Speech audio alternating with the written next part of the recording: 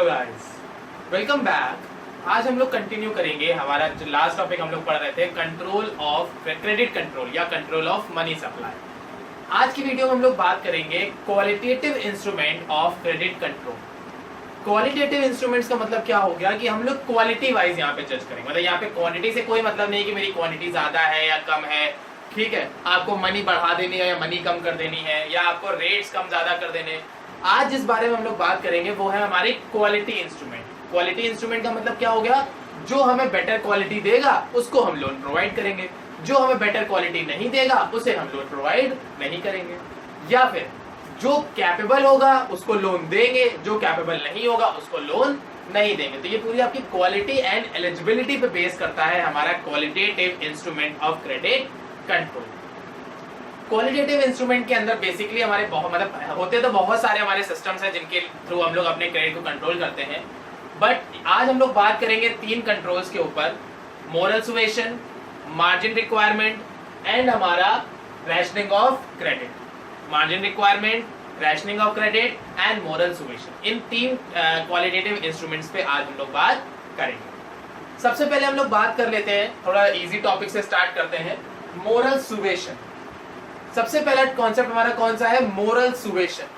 Moral का मतलब क्या हो गया, जो आपके एथिकल वैल्यूज हैं या जो आप मोरल वैल्यूज कर रहे हो, सोशल वेलफेयर टाइप की जो चीजें आप कर रहे हैं कि लोगों की भलाई के लिए काम कर रहे हैं। तो क्वालिटी तो हो गई ना कि हम क्वालिटी सर्व कर रहे हैं, अच्छा काम कर रहे हैं। सुवेशन का मतलब होता है प्रेशराइज्ड करना। प्रेशराइज मतलब फोर्स डालना, प्रेशर डालना कि आपको ये काम करना है या आपको ये काम नहीं करना, क्योंकि प्रेशर दो तरह से डाला जाता है, किसी काम को करने के लिए या किसी काम को नहीं करने के लिए।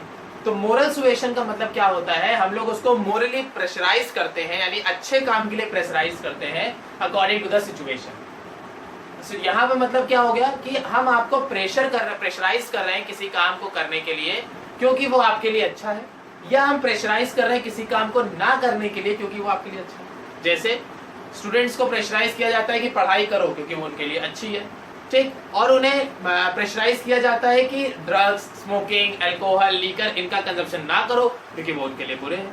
तो करना या ना करना दोनों में प्रेशराइज है। तो वही आज हम लोग बात करते हैं मोरल सुवेशन के ऊपर, जिसका कॉन्सेप्ट क्या कहता है पहले ये समझ लेते हैं। An advice to the commercial bank by RBI to follow its directive. Moral suasion के अंदर जो आरबीआई होती है वो हमारे कमर्शियल बैंक को डायरेक्ट करती है या डायरेक्शन देती है या एडवाइस करती है कि कब आपको लोन देना है और कब आपको लोन नहीं देना है। तो moral suasion is just a advice, direction given by the RBI to the commercial bank. RBI हमारे कमर्शियल बैंक को डायरेक्शन या एडवाइस देती है कि कब लोन देना है या कब लोन नहीं देना है। तो अगर मार्केट में इन्फ्लेशन है, महंगाई है, तो इन्फ्लेशन है तो क्या हुआ, पैसा सभी के पास है। जब पैसा पहले से ही सबके पास है तो क्या आरबीआई और पैसा देने के लिए कहेगी? कभी नहीं कहेगी। तो क्योंकि इन्फ्लेशन में तो हम लोग को पैसा लेना होता है ना पब्लिक से, तो इन्फ्लेशन के दौर पे आरबीआई क्या करेगी कि कमर्शियल बैंक से कहेगी देखो ऐसा है, लोन नहीं बांटोगे, बात खत्म। कोई भी रीजन बता दो, कोई भी एलिजिबिलिटी क्राइटेरिया अनफुलफिल कर दो, किसी भी रीजन से बस आप उनको लोन नहीं दोगे। आप बता दो कि क्रेडिट स्कोर खराब है, ठीक है, आप बता दो आपके लोन पेमेंट अच्छे नहीं होते हैं, या आप एलिजिबल नहीं हैं, या आपकी सैलरी उतनी ज्यादा हाइक नहीं है, या आपका पास स्टेटमेंट बुरा है, या आपने अपना अकाउंट मेंटेन नहीं किया, मतलब कोई भी रीजन बता के इन्फ्लेशन के टाइम पीरियड पे आप उनको लोन प्रोवाइड नहीं करोगे। सिंपल सा है, ठीक। मतलब आरबीआई ने कह दिया कमर्शियल बैंक से कि इन्फ्लेशन के टाइम लोन नहीं दोगे, बात खत्म। अब कैसे नहीं दोगे वो कमर्शियल बैंक सकते, कोई भी रीजन बता के कमर्शियल बैंक पब्लिक को लोन नहीं देगी। वहीं अगर डिफ्लेशन का टाइम पीरियड है, मंदी चल रही है, लोगों के पास पैसा अवेलेबल ही नहीं है, तो आरबीआई क्या कहती है कमर्शियल बैंक से कि भाई लोन बांटो, जितना ज्यादा लोन बांट सकते हो उतना ज्यादा लोन बांटो। तब कमर्शियल बैंक क्या करती है, जैसे आपने देखा होगा बहुत जगह लिखा रहता है आधार कार्ड के बेस पे पैसे पाए, या पैन कार्ड के बेस पे पैसे पाए, या विदाउट एनी सिक्योरिटीज 50,000 तक का लोन पाए। तो ये सारी चीजें क्या है, ये इसीलिए इशू करी गई है ताकि लोगों को विदाउट एनी कोलैटरल, यानी बिना किसी गारंटी के, बिना किसी मॉर्गेज के और बिना किसी ज्यादा पेपर वर्क के लोन आसानी से मिल जाए। तो इन्फ्लेशन का टाइम है तो आरबीआई कमर्शियल बैंक को प्रेशराइज करती है कि लोन नहीं बांटोगे। वहीं अगर डिफ्लेशन का टाइम पीरियड है तो आरबीआई कमर्शियल बैंक को प्रेशराइज करती है कि लोन बांटोगे। तो moral suasion is just a pressure, moral pressure created by the RBI to the on the commercial bank. बात समझ में आ गई? अब बढ़ते हैं हमारे सेकंड टॉपिक के ऊपर, जो कि rationing of credit. Rationing of credit का मतलब क्या हो गया? इसमें हम लोग लोगों को डिवाइड कर देते हैं। डिवाइड करने का मतलब क्या हो गया? आरबीआई कमर्शियल बैंक से कहती है कि ये आप डिसाइड करोगे कि आपको किसको लोन देना है या किसको लोन नहीं देना है, या किस सेक्टर को लोन देना है या किस सेक्टर को लोन नहीं देना है। ठीक, जैसे it refer to the fixation of credit quota for the different business activity. यहाँ पे जो आरबीआई है वो क्या करती है? फिक्स कर देती है कि आप पर्टिकुलर इस सेक्टर को इतना ही लोन दोगे, इससे ज्यादा आप उनको लोन नहीं दोगे।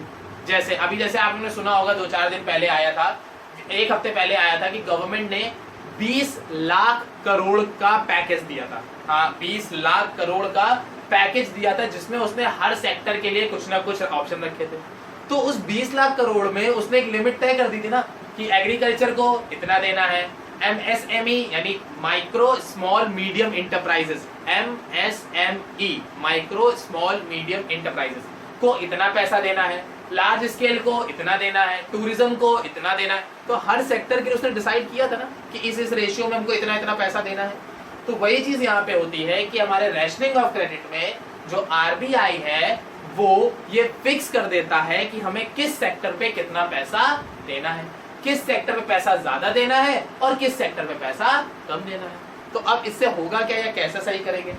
तो अगर आपका इन्फ्लेशन का टाइम पीरियड है, किसका टाइम पीरियड है? इन्फ्लेशन का टाइम पीरियड है, तो हम रैशनिंग ऑफ क्रेडिट इंट्रोड्यूस कर देंगे। मतलब हम क्या करेंगे?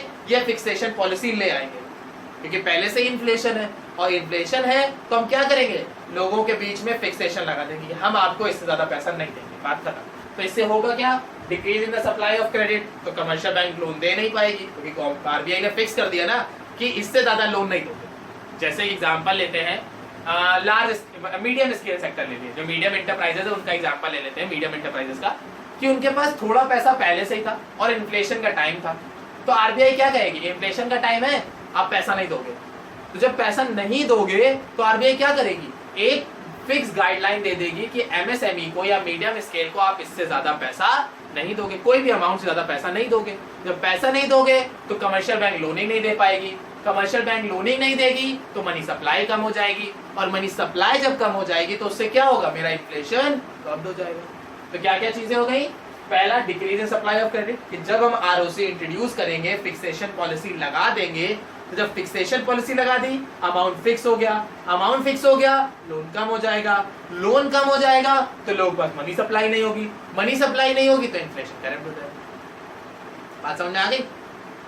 अब अगर डिफ्लेशन है तो क्या करेंगे? मंदी चल रही, बहुत पैसा ही नहीं, किसी के पास बहुत सरदर्द है यार, पैसा नहीं, खर्चा कहाँ करें, कैसे करें, किस तरह से करें, अब क्या करेंगे हम लोग? तो डिफ्लेशन के टाइम पीरियड में क्या होगा? ये जो आरओसी है यानी रैशनिंग ऑफ क्रेडिट है, या जो ये फिक्सेशन है कि इतना ही फिक्स है कि इतना देना है, वो हटा दो। कोई फिक्स नहीं है, किसी को कितना भी लोन दे दो, कोई दिक्कत नहीं है। तो जब आरओसी होगी ही नहीं, यानी कि आपके लिए कोई बाउंडेशन है ही नहीं, तो कमर्शियल बैंक आसानी से लोन देगी। जब कमर्शियल बैंक लोन आसानी से देगी तो लोगों के पास पैसा आएगा, पैसा आएगा तो वो मनी सप्लाई करेंगे, जब वो मनी सप्लाई करेंगे तो मेरा जो डिफ्लेशन है वो सही हो जाएगा। तो इन्फ्लेशन के टाइम पे फिक्सेशन पॉलिसी इंट्रोड्यूस कर देंगे, डिफ्लेशन के टाइम पे फिक्सेशन पॉलिसी हटा देंगे। फिक्सेशन पॉलिसी इंट्रोड्यूस करेंगे तो मनी सप्लाई कम हो जाएगा, मनी सप्लाई कम हो जाएगा तो इन्फ्लेशन सही होगा।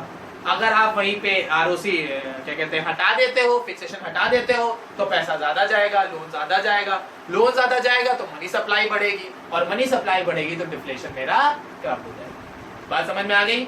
मोरल सुएशन हो गया, रैशनिंग ऑफ क्रेडिट हो गया।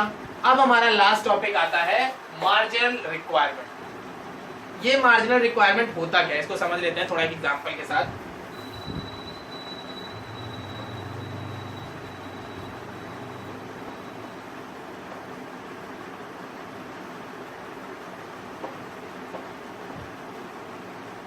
अब इसमें क्या है देखिए, it refer to the difference between the current value of security and the loan offered for the guaranteed. Current value of security, current value of security का मतलब क्या हो गया?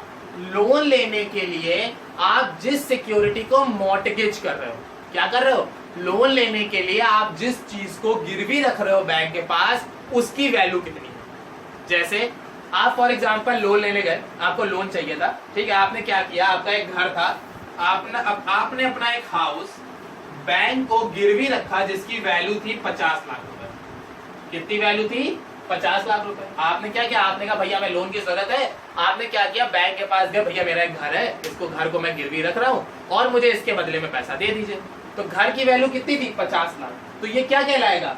Current value of the security की। आप जो security mortgage कर रहे हो, आप जो सिक्योरिटी गिरवी रख रहे हो बैंक के पास, उसको बोलते हैं value, current value of the security. तो आपकी सिक्योरिटी क्या है? हाउस।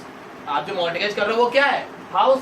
और उसकी करंट वैल्यू क्या है? 50 लाख रुपए। तो current value of the security क्या हो गई? 50 लाख रुपए, जो कि आपके घर की कीमत है, ठीक।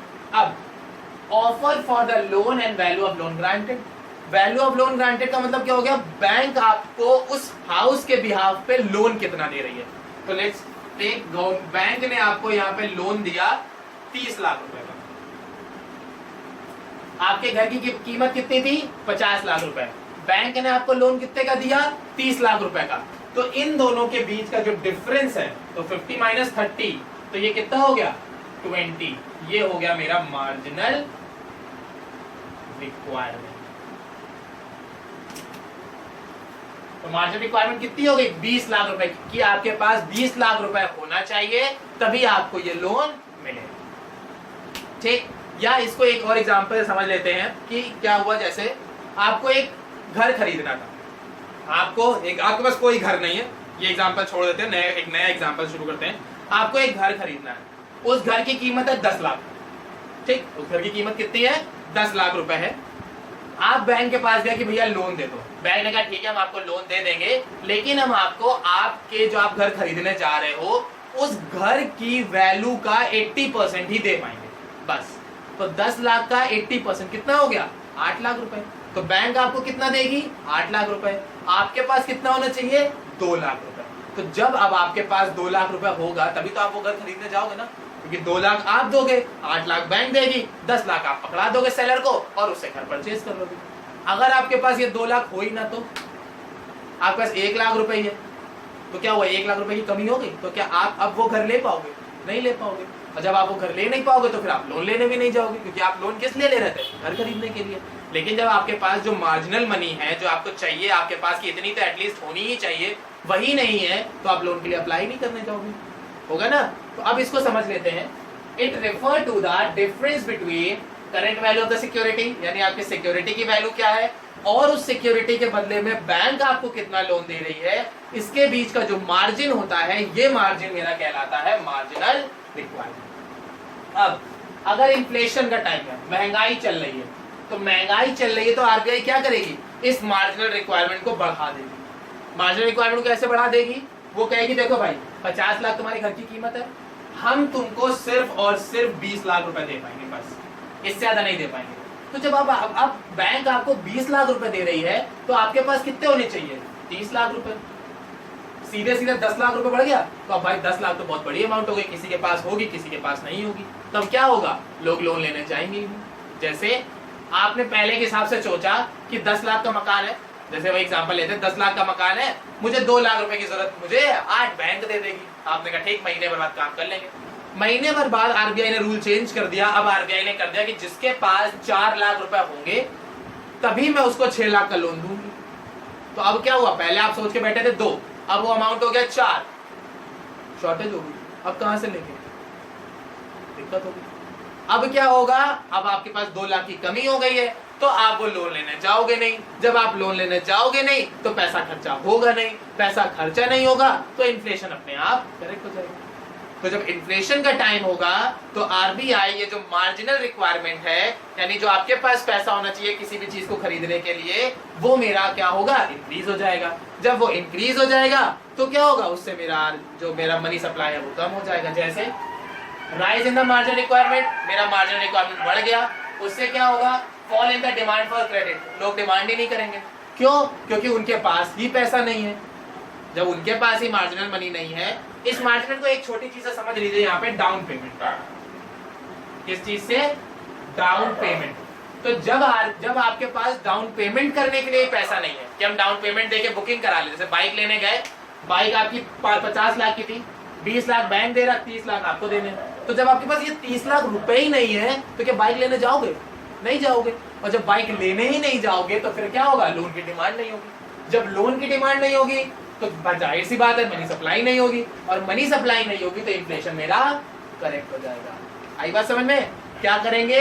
इन्फ्लेशन का टाइम होगा तो आरबीआई मार्जिन रिक्वायरमेंट बढ़ा देगी, जिससे आपके पास जो मनी थी वो कम पड़ जाएगी, तो आप बैंक से लोन ले नहीं पाओगे। जब आप बैंक से लोन नहीं ले पाओगे तो आपको पैसा नहीं मिलेगा, पैसा नहीं मिलेगा तो मनी सप्लाई नहीं, और मनी सप्लाई नहीं तो कोई भी इन्फ्लेशन आपका करेक्ट हो जाएगा, और इन्फ्लेशन की सिचुएशन जो है वो भी सही हो जाएगी।